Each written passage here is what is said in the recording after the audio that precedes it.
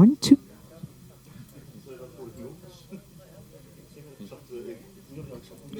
One, two, two, two. Oh, van je ministerie. Ja.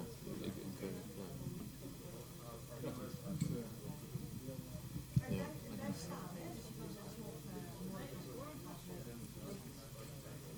Vooraf denk ik. Ja.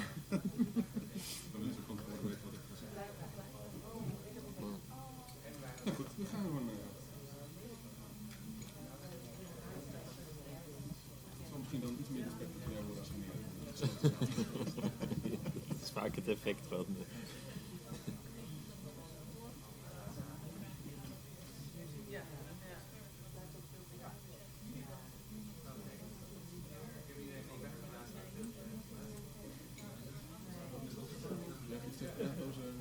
Oh nee, ik kreeg het in handen. Ja, zo werd ik instapt. We zijn maar met z'n drie, dus je ziet alle drie in het. Ja, maar het geluid is wel beter. Oké. Ik wil heel graag, de microfoon gebruik je niet voor de zaal, maar voor de internetuitzending. Dus goed bij je mond houden. Okay. Ja? Ja. Ja, is goed. Dus die zaal weet je wel, ook met je zonder versterking, maar het is voor de internet.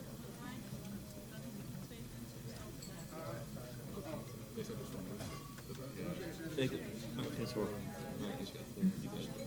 Ik zie het nog pas.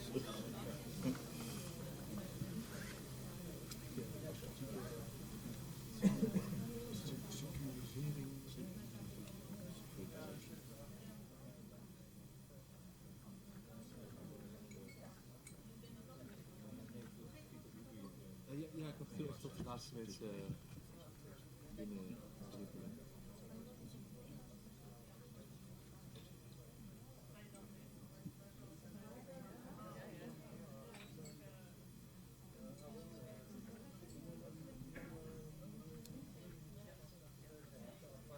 Oké, ja, doe het. Welkom iedereen. Welkom bij de laatste plenaire sessie die we gaan doen, de Science Policy Session. Ik doe het in het Engels, omdat er sommige Engelstaligen hier zitten en omdat mensen het ook via het web kunnen volgen. So I'll be talking in English. For those who were not there this afternoon, my name is Pieter van der Wielen. I work for Dutch radio and television in daily life for Radio 1 and also do some TV programs on science. And we're going to be talking about policy and biosecurity with Kees Jan Steenhoek. He works for the Dutch Ministry of Foreign Affairs, and Koos van Bruggen from the Royal Academy of Sciences in Holland. And we're going to be talking about an affair that had a lot of publicity over the recent years and months, which is about the bird flu, H5N1. And the question is whether science should always be free, should be published, even if the results could be, according to some, dangerous if they were out in the public. I would like to start off with you, because the Royal Academy of the Sciences should be the defender of the values of science, of course. Do you agree that science should at all time be free and that everyone should at all time be able to look at each other's results?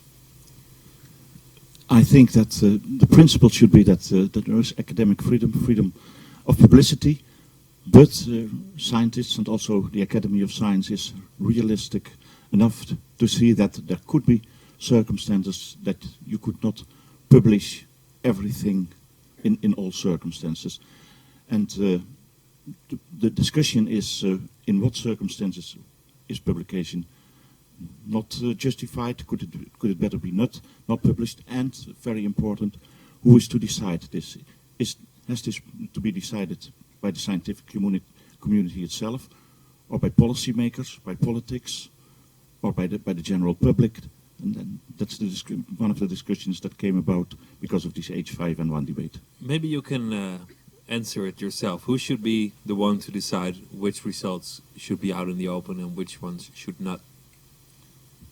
I think the first responsibility should lay within the scientific community. As Academy of Sciences, we published a report half a year ago about biosecurity, improving biosecurity in English. It was because of all debates in the Netherlands after the H5N1 decision that Fouché, Erasmus Medical Center, should ask for an export license to publish his results on bird flu in science. I must say, first reaction also from the Academy of Science was what's happening now. This should not be in this way. But in this committee, we came to the conclusion that there indeed could be situations, but that it should be better that the scientific community should deal with it first. And of course, there is a law, and this law is a European law, and as long as this law is valid, also scientists and other people are bound to it. I know that there's now a court case in which Erasmus Medical Center attacks the justness of this regulation, but it's still there. But still, our point as Academy is, let's see if we could come to an arrangement that the scientific community gives its opinion first, so that the result can be that people will not confront with my neighbor. But can the scientific community already be trusted? So suppose someone would publish something really dangerous. The result of research to invent an atomic bomb that is very easy to build, that you can build with materials that everyone has in its home. This is fiction, but I'm just using it as an example. Now, if you would let the scientific community judge whether it's safe to publish, then already a few people know. Who says that those people can be trusted? Of course, that's a discussion. So publication is only one side of this dual use aspect. In the past few years, say certainly after the attacks of 2001 and also the attacks with anthrax letters a few weeks later, there is a lot of attention in the scientific community about the possibility that also scientists from inside could have bad intentions and produce a biological weapon. So this whole range of activities, from starting a research project until the moment of publication, is part of the biosecurity policy, and scientists themselves are very much aware that this abuse can be made, and I think that most of them are busy with it and preventing that misuse will be made of their results. There is, of course, a lot of discussion, and it was certainly also on the bird flu case. Is this really that dangerous as people say, or are maybe other kinds of research which are even more dangerous and which are not forbidden? These kinds of discussions have arisen in the past few years. Let's go to the facts about the bird flu case. I'm going to try and resume very shortly what happened with the research of Rotterdam Erasmus. If I'm wrong, please correct me.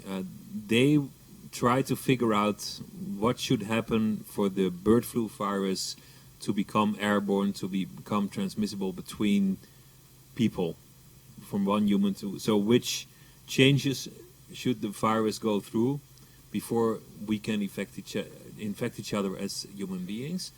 And in order to find out, they were researching in a laboratory to see if they could make it dangerous, if they could make the dangerous variation of the virus themselves. I think everyone here agrees that this is necessary to do this kind of research, that it's usable research. Do we agree on that? I think we do. Okay. Because there were also people in the New York Times, for instance, an article that said he's the world's most dangerous scientist and he's an idiot for even trying. Indeed, apart from aspects of biosecurity, there are also discussions within the community of virologists about the usefulness of this kind of research and also of the possible dangers, apart from biosecurity and terrorism aspects. But I think that would make it a very different discussion if the government was to decide whether it's useful or not. I don't think it's up to the government to decide that. Maybe because it is important to know which changes in the virus could lead to an aerosol transmissible virus. So it's important to know. However, the way... Oh, sorry, my microphone's not working. So it's important to know, but I think the question, and that's one that's still debated within the virology scientific world, is how to find out. And if by producing a very dangerous virus, you want to find out, what changes you have to make, that is a step that some people find controversial. So, but your question was, do we want to know? Is it important to know for health, policy, etc., what changes would render a virus dangerous? And so that question's affirmative. But the methods are debated. I talked to Ron Fouché several times, and he said, if we can change the virus will in the end change itself. And it only makes us walk 2 steps ahead of the virus, so we can already start making medicine or whatever to prevent pandemic flu across the globe. That's what he said. But you can discuss whether his method is the only method to do it. Do you have to build the virus to know whether it will become airborne or not? You work in the Department of Foreign Affairs. You work with export licenses. How did export licenses come into this discussion? Okay. Export controls are intended to prevent the proliferation of weapons of mass destruction. Nuclear weapons, biological weapons, and chemical weapons, and also their means of delivery. In order to make that operational, we've developed lists, and we have not done that ourselves. Those are developed within the international community. And those lists constitute products, agents, materials that could be used by a proliferator to produce a weapon of mass destruction. And those lists include the avian influenza virus. So it is, under our legislation, you need a license to export the agent avian influenza. In the 90s, the export controls were further developed because we realized that people not only proliferated by exporting the actual items, but also by exporting technology, where people outside the Netherlands, outside the European Union, would then produce the items themselves. So the dual use regulation, it's a European Act regulation, based on those international commitments, includes avian influenza and technology. And the manuscript that was written by Fouché and his research group would fall under the definition of technology, which is one of the parts that falls under our legislation. So information can be a good that needs a license for exporting. Yeah, the information, if it is in the form of technology, and technology is very broadly defined, but basically, and this is, it's a bit a shortcut through the definition, but basically, if the technology could be used to produce an item on the list, you need a license for that technology as well. And it was a scientific manuscript, I realized that, but one of the intentions of scientific manuscripts, articles, is to be able to reproduce the research, and therefore it was detailed enough so that people that would read it would be able to produce the same virus. The question is still in court, I think. It's not yet fully settled, but he did get the license, so now it's become a more principled debate on the question whether he should have had to ask for a license. That's where we stand now. Yes, indeed. The license requirement is there so we can make a careful consideration between the benefits and the dangers. And if you're talking about an item, you look at who's the end user, what's he going to use it for, what can you do with the item, etc. With technology, it's a bit more difficult because once it's transmitted, it can be easily transmitted to others. So it was a difficult case for us, but the key was not to block or prevent the publication. The key was to take time to have a careful consideration.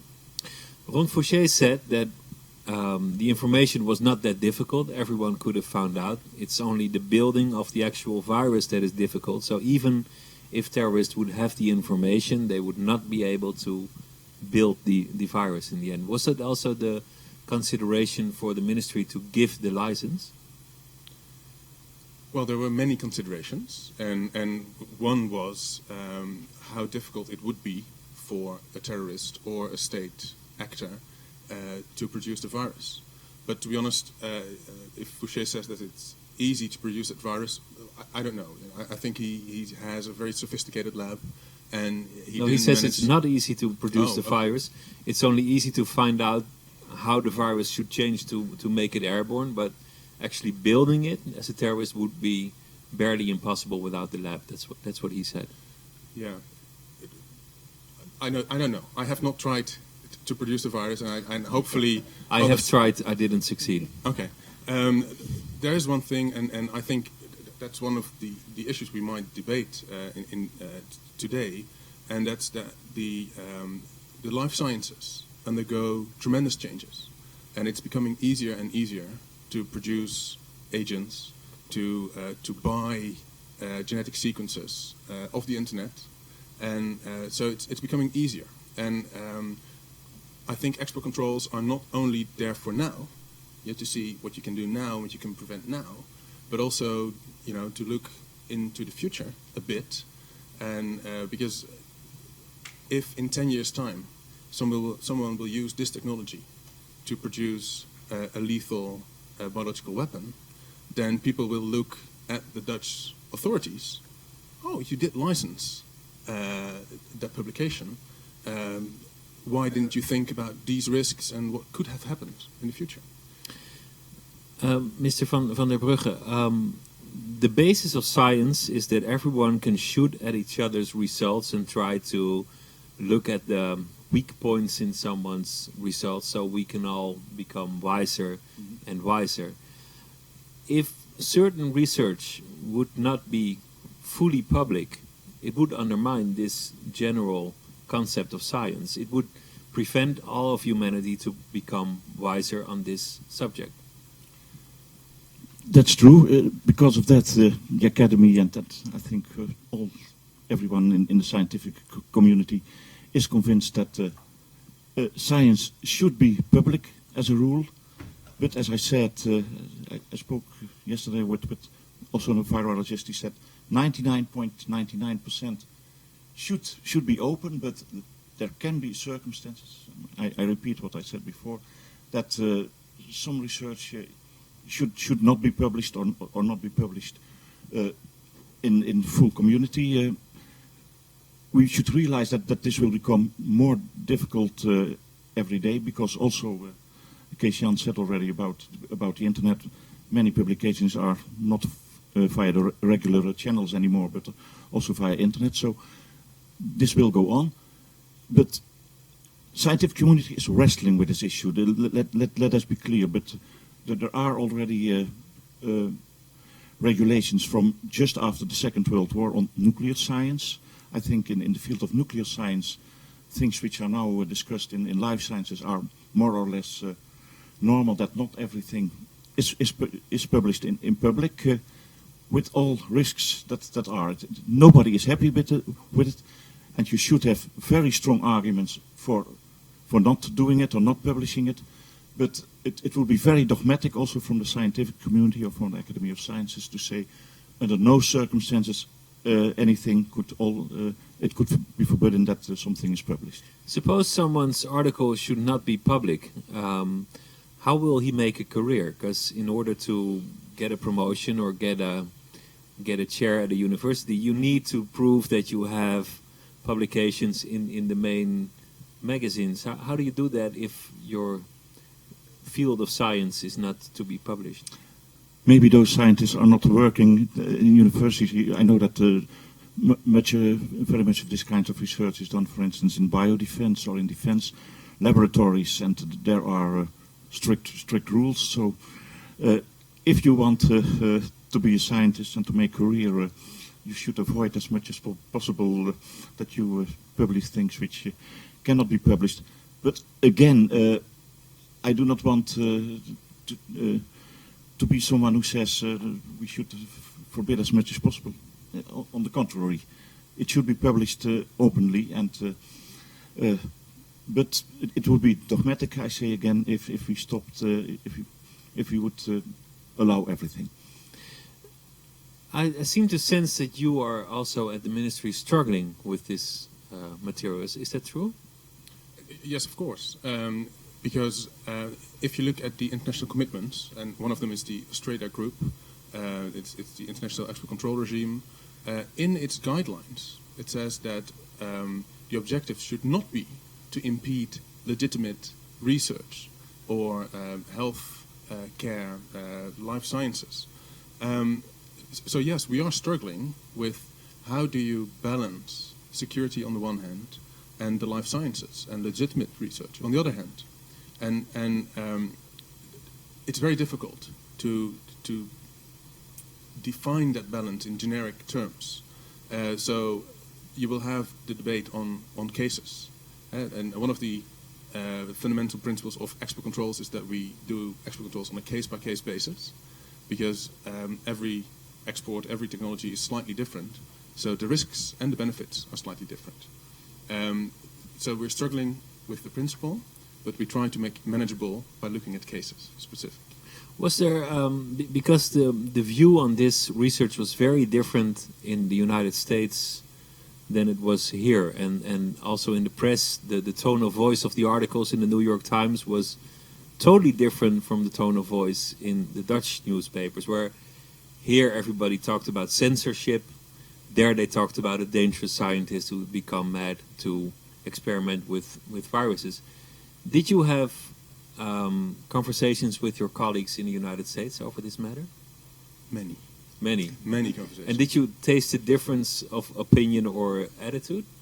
Well, to be honest, the people that I spoke with, go to the same groups and the same meetings that I do, so we have the same frame of reference. I think the debate 2 years ago was held by other people as well, and a lot of people became interested in export controls, and a lot in the scientific world, not many people knew that export controls existed in the first place. And I think, and Koos already referred to it, I think the first response from the Royal Academy in the Netherlands was that export controls on technology should not happen, and that it's impeding academic freedom, etc. We found it very unfortunate, because export controls are not there to impede anything. It's, again, and I've said this before, to make careful considerations. If I may add, I also had some discussions with people in the United States. First, the United States itself does not have this export control regime as we do have it in Europe. So I spoke, for instance, with someone from the State Department. He said, "I wish we had your program, of your export license program." But there was that advice of the advisory board on biosecurity in the United States, which led to also the debates in America and all over the world.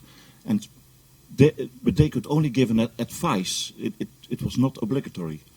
And the first advice was publish the articles, but leave out some possible dangerous parts in it.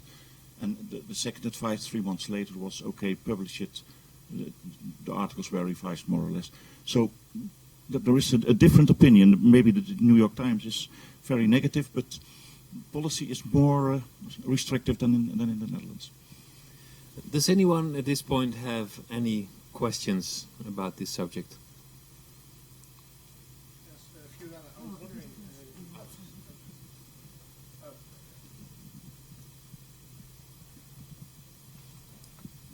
I was wondering, Mr. Steenhoek, you mentioned that you work on a case-by-case basis, but at some point there's going to be a moment that people might refer to earlier cases. So basically, there's going to be a setting of precedent. So how do you deal with those cases?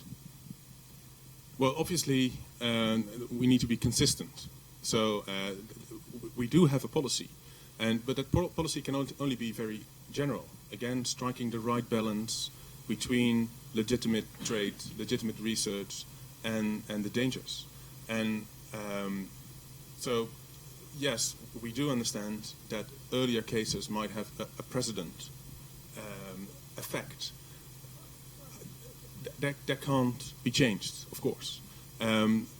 But working on a case-by-case basis and talking to scientists, to exporters, we will have to look at their case and point out differences, if they are there, between their case and an earlier case. Yeah. Anyone else? Any questions? Are there any, like we have in the nuclear security summit that we had here in The Hague, are there any kind of further talks internationally on the governance and the kind of extension of the legislation which is in place concerning biosecurity? Well, obviously, there's the Biological Weapons and Toxics Convention. So there's a treaty that debates issues like this. Is that adequate for the advancement in synthetic biology that we are confronted with? Well, changes in the life sciences and synthetic biology go very rapidly. And I'm afraid that not all the changes in the international community are as rapid as that. So you will always look for the best response to what's happening in the outside world. And because you're dealing with many countries, you're looking for compromises and consensus. But there are other initiatives. The WHO has started a debate. Well, the Netherlands internally has started a debate. The Royal Academy has published its code of conduct and the review of it. We know that in the United States, a lively debate is going on, leading to that DIRC policy, dual-use research of concern. So there are many initiatives, and I'm confident that they do respond to the changes. But one of the key aspects is that we need to have a dialogue, and that's one of the reasons that I'm happy to be here tonight and to answer your questions. My question is whether the regulations also apply to people. So you could say, well, it's about things, it's about the knowledge to make those things, but it should also be, in the end, about people who have the knowledge to produce those things. And I think the Netherlands doesn't have a very good reputation in this respect, given that we have this Pakistani guy who helped the Pakistani make a nuclear bomb. So to what extent does it affect the free flow of people? I mean, that seems to me an issue that you cannot just ignore. Yeah. Whoa, many questions into one. Let me start by saying that the dual-use regulation actually makes an exemption for people. If you're dealing with only a natural person, let's say walking across the border, with nothing on him, then he's exempted from export controls. We don't control grey matter. The example you gave, and that's one that we hear often, is now 40 years ago, 45. So our policy has changed, the legislation has changed, and well, we don't know exactly what happened in the 70s, but there are many people that believe that it was not just a person walking to Pakistan.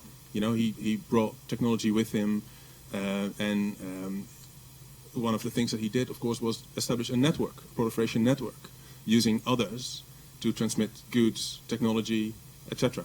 So I don't think you can compare Mr. Khan to a natural person having dangerous knowledge in his head.